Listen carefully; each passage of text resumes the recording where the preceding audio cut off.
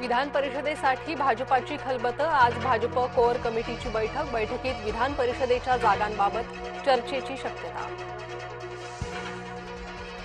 SIT चौकशी दरम्यान भोंदू खरातची प्रकृती बिघडली। तातडीनं कार्डियाक रुग्णवाहिका मागवून तपासणी। सूत्रांची माहिती, डोकेदुखी, मळमळ आणि उलटीचा त्रास, काही काळ ऑक्सिजनही लावलं। कल्पना खरातच्या अटकपूर्व जामीन अर्जावर आज सुनावणीची शक्यता। शिर्डी कोर्टात सुनावणीची शक्यता।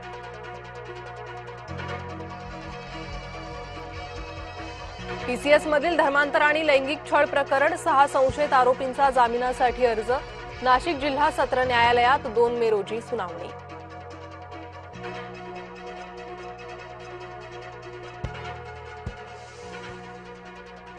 सरकारी तथा निमसरकारी कर्मचाऱ्यांचा संपाचा दुसरा दिवस। नर्सेसच्या संपामुळे आजही रुग्णसेवेवर परिणामाची शक्यता।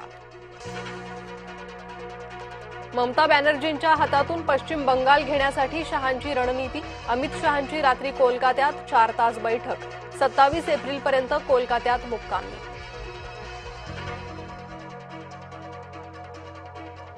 पहलगामच्या भ्याड हल्ल्याला 1 वर्ष पूर्ण। पहलगाममध्ये पर्यटकांच्या स्मरणार्थ स्मारक।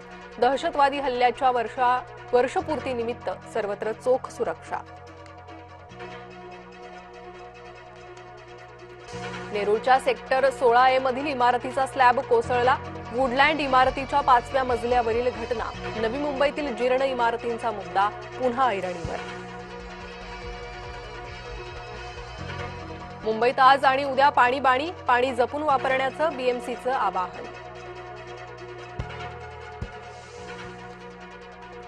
मुंबई पुणे एक्सप्रेस वे 23 आणि 24 एप्रिलला 6 तास असणार बंद। डोंगरगाव कुसगाव पुलाच्या कामासाठी निर्णय।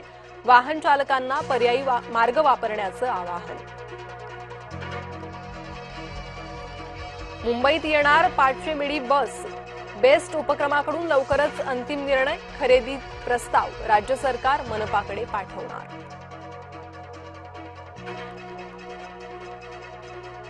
केदारनाथचे कपाट आज उघडणार। शेकडो भाविकांना घेता येणार दर्शन।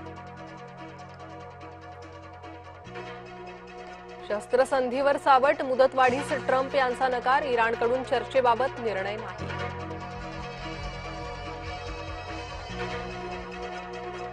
धमक्यांच्या छायेत चर्चा नाही। इराणचा आक्रमक पवित्रा, तर डोनाल्ड ट्रम्प यांच्याकडून शेवटचा इशारा। अमेरिका इराण युद्धविराम वाढला। इराणला प्रस्ताव देण्याची पुन्हा संधी। पाकिस्तानच्या विनंतीनुसार युद्धविराम वाढवला। ट्रम्प यांचा दुजोरा। युद्धामुळे 50 कोटी बॅरलहून अधिक कच्च्या तेलाचा पुरवठा विस्कळीत। जागतिक अर्थव्यवस्थेला 4,15,000 कोटींचा महसुली फटका। कच्च्या तेलाचे दर प्रति बॅरल $100च्या आसपास। इस्रायलच्या ऑपरेशन रोअरिंग लायनमध्ये महत्वाची भूमिका बजावणारा एजंट एम ठार। मोसादनं पहिल्यांदाच दिली कबुली। कुक यांच्या जागी जॉन टर्नस यांची नेमणूक। टर्नस 1 सप्टेंबरपासून ॲपलची धुरा सांभाळणार। हैदराबादचा दिल्लीवर 47 धावांनी विजय। युवा अभिषेक शर्माचं तुफानी शतक। आज पंत समोर रियानच्या सेनेचं आव्हान। लखनौत युवा वैभव सूर्यवंशीच्या खेळाकडे असणार नजरा।